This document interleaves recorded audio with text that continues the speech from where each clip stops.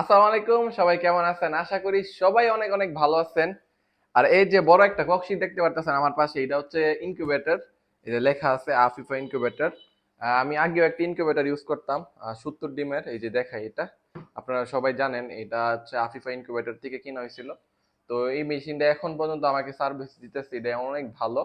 তো একটা সমস্যা হয়েছে, আমি ভিডিও শুরুতে বলে দিই।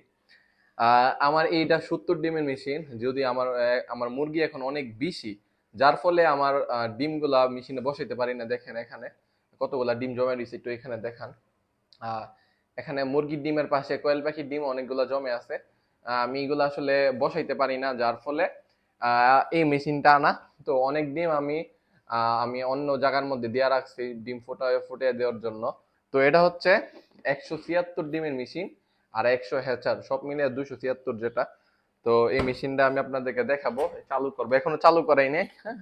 তো লাইট মাত্র কিনে আনলাম, লাইটও লাগাই না। একটু কাছে আসেন, বিসমিল্লাহ। এই যে, এই দেখেন এটার শেডটা দেখেন, উপরের কাভারটা কত বড়।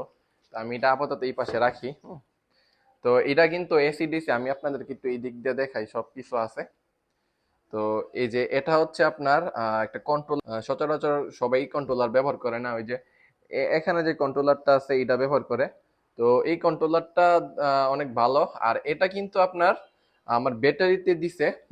ওই যে এটা কিন্তু ব্যাটারির মাধ্যমে চলে। আমি আপনাদেরকে দেখাই, ব্যাটারিতে লাইন দিয়ে সেটা আমি জাস্ট আপনার বোঝানোর জন্য এটার কোয়ালিটিটা। এই যে ব্যাটারিতে লাইন দিছি, এই দেখেন ব্যাটারিতে লাইন দিলে এই কন্ট্রোলার আসে, কিন্তু লাইনের মধ্যে লাইন দিলে কিন্তু এই কন্ট্রোলারটা আসে, হ্যাঁ। এটা কিন্তু আরো বেশি ভালো কন্ট্রোলার, হ্যাঁ। এটা এগুলো সব মেশিনে আছে। এটা হচ্ছে একটা অ্যাডাপ্টার। এটা আর্দ্রতা আর কি সেন্সরটা। আর এটা টার্নিং কন্ট্রোলার, কত মিনিট পর পর টার্ন হবে। তো এটার মধ্যে সবচেয়ে বেশি ভালো লাগছে এই যে পিছনে একটা ফ্যান আছে, হ্যাঁ। তো এই ফ্যানটা আপনার যদি এটার ভিতরে বেশি তাপমাত্রা হয়ে যায়, তাহলে ওই ফ্যানটা দিয়ে সেটা তাপমাত্রা বের করে দিবে। আর এমনি তিনের মধ্যে দুইটা ফ্যান ইউজ করা হয়েছে, আরেক না তিনটা ফ্যান ইউজ করা হয়েছে, সব মিলিয়ে চারটা। একটা হয়েছে এক্সজস্ট ফ্যান, মানে এখানে বেশি হলে এটা বের করে দিবে, এটা অটোমেটিক। আর একটা এখানে একটা ফ্যান, এখানে একটা ফ্যান, এখানে একটা ফ্যান। আমার আগেরটাতে ছিল দুইটা, আর এইটার মধ্যে চারটা সব মিলিয়ে। আর এখানে এসি ডিসি বাল্ব আছে দুইটা। আর একটা আছে এই যে এটা, এটা হচ্ছে ডাইরেক্ট লাইট আর কি। এখানে 100 ওয়াটের একটা লাইট বসানো লাগে। তো আমি আপনাদেরকে দেখাই, নিচে হচ্ছে হ্যাচার। তো নিচে হ্যাচার এখানে 100 ডিম নেইবে সব মিলে। সেটা যদি এর মধ্যে একটা ট্রে দেওয়া যেত বা ক্রেট সিস্টেম করা যেত, সব কিছু ভালো হইতো। তো এটা করে নাই। তো এমনি তো ঠিক আছে, সমস্যা নাই, এটা না করলে অসুবিধা নেই। আর এই যে এখানে টোটাল 88টা ডিম ধরে। তো এই একটা ট্রেতে 88 ডিম ধরে, হ্যাঁ। এই যে এটার মধ্যে এখন চলতেছে, দেখেন ডিম কতগুলো জমে দিছে। আর এখানে তো ডিম দেখাইলে আমি। তো আমি এখন জাস্ট এই ডিমগুলো এর মধ্যে রাখবো, হ্যাঁ। এই যে আমি একটা লাইট লাগাই দিতেছি এখানে, হ্যাঁ। তো লাইট লাগাই দিলাম। এখন আমি কোয়েল পাখি এবং মুরগির ডিম একসাথে ফুটাবো। তো এই কারণে কোয়েল পাখির ডিমও আমি এখানে রেখে দিব, সাথে মুরগির ডিমও রেখে দিব, হ্যাঁ। তো প্রথমে বিসমিল্লাহ করে এটার ভিতরে যে ডিমগুলো আছে, হ্যাঁ, আমি মেশিনটাকে চালু করি। ফ্লাগ দেওয়া হয়নি, ফ্লাগটা দিই। বিসমিল্লাহ।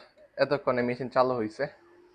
এই যে এখন থেকে আর ডিমের কষ্ট করা লাগবে না, সব ডিম আমি নিজেই ফুটাইতে পারবো।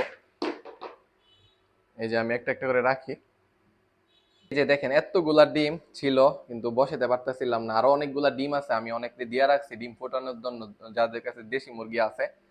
তো এই যে এখানে অনেকগুলা খালি আছে, এখন সবগুলা বসাইতে পারো। একটা সমস্যাতে পড়ে গেছি। সমস্যাটা হইলো কি, আমাদের কোয়েল পাখির ডিমগুলা এই মেশিনে বসাইতে পারতেছি না। এর কারণ হয়েছে কি, এখানে যে ট্রে গুলা দিছে, এই ট্রে গুলার জায়গা অনেক বড়। আর আমার কাছে আগের থেকে যে কোয়েল পাখির ট্রে গুলা ছিল, ওই ট্রে গুলো অনেক ছোট।